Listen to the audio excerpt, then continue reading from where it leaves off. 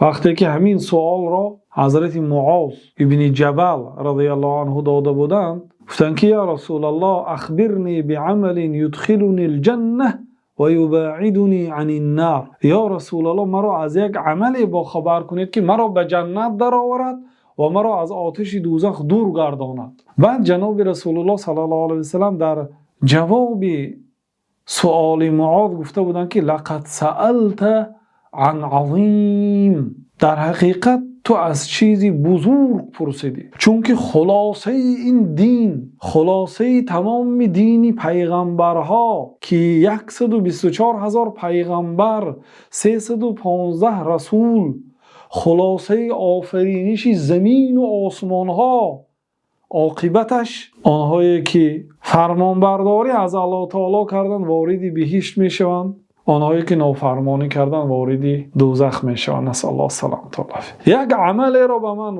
خبردار کنید یا رسول الله که مرا به جنت درآورد. این همه سعی و کوشش و پیغمبرها و صحابه ها، علما، طالب علم ها، مسلمان ها، هر یک بنده مسلمان هر یک سعی و کوششی که میکند آخرش همین است.